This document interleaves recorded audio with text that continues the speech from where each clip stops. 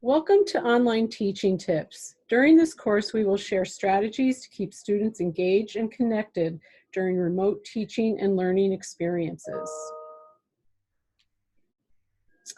Hello, I am Amy Bansak, and I'm a media specialist at the Reggio Magnet School in Avon, Connecticut, part of a regional district that supports students from the Hartford region.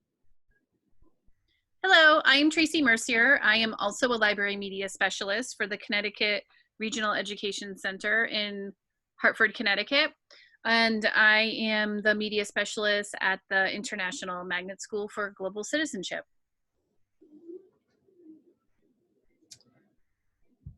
Technology is just a tool in terms of getting the kids working together and motivating them. The teacher is the most important part, Bill Gates. So even remote teaching and learning requires an educator to make the magic happen. One of the most important things that keeps students feeling connected during remote teaching and learning is community. While you want to be conference calling the entire course, including scheduled live sessions and recordings of you teaching helps students feel connected to you as a teacher. Another way students feel connected is with frequent check-ins. This looks a lot less like nagging them to complete their work and more like responding to the work they posted with meaningful feedback and asking how they are doing on assigned tasks. Students engaged in remote learning also need to feel connected to their classmates. Collaborative or cooperative learning is a powerful teaching strategy that builds community in remote learning platforms. Whether students are participating in a discussion board, working in partnerships on a task, or small group in an assignment, getting students to work together fulfills students' need for belonging and significance. Many hear the term project-based learning or PBL and think that it's just another buzzword. Project-based learning not only capitalizes on the desire of today's generation to engage with the world and solve real-world problems, but it is perfect for remote teaching. Students may be designing water filtration systems, raising awareness about fast fashion, or even sharing strategies to prevent the next economic collapse. Project-based learning typically begins with the end in mind, and instruction is planned with a backwards design. This allows for many tasks to be completed along the way that can also be used as assessments. Not to mention how beautifully it partners with collaborative learning. For more information on PBL, visit pblworks.org. In some ways, remote teaching makes it easier to create learning experiences that are student-centered. Online teaching allows you to set due dates along the way. This gives students time to work at times that meet their or their family's needs. It also lets them view, read, and practice materials as many times as necessary. Teaching remotely also lets you design learning experiences that build on student interests and strengths. Perhaps a 7th grade class is going to create a funny TikTok video that debunks scientific misconceptions. Maybe a 3rd grade is designing a playground to scale during a measurement unit. And perhaps an AP history class is writing a letter to the president about the Boko Haram.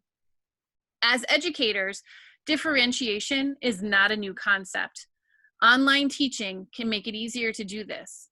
We can include videos, articles, or podcasts for students to learn about the same concept. We can modify student assignments in a way that maintains student privacy.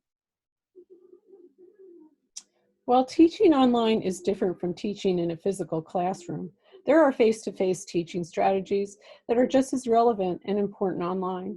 Historical reenactments, modeling how to solve Pythagorean theorem, or linking in experts are just as necessary.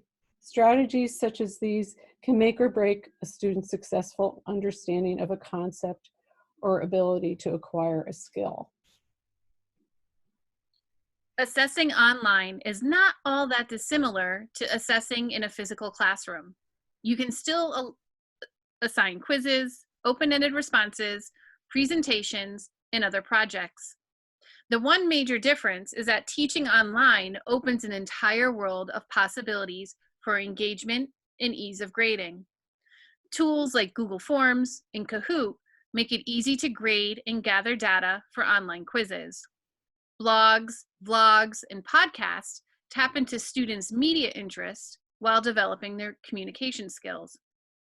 Tools like Prezzies, Padlets, Wix, Stop Motion, and more provide students with collaborative and or multimedia projects that are engaging in developing design skills.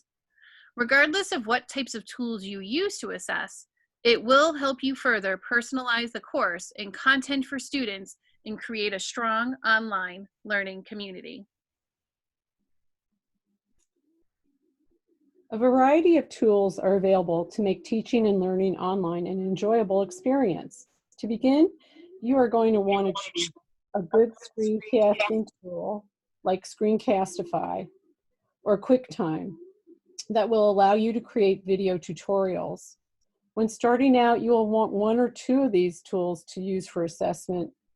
Flipgrid, Nearpod, Kahoot are all options that build in collaboration during instruction and assessment. What is really nice about many educational technology tools is that they can meet a variety of purposes. For example, you may use Flipgrid to assess a unit on fake news, but perhaps the assessment is for students to create a public service announcement about fake news. You can further explore these tools on the attached handout. In the end, when you first begin teaching online, have an end goal in mind. When planning the course or unit, be deliberate about ways to build community and keep the experience student-centered. Thank you. And if you have any questions, you can contact myself or Tracy at these emails. You can access the resources and ideas we shared and more in the tech tools for online teaching. We look forward to connecting with you.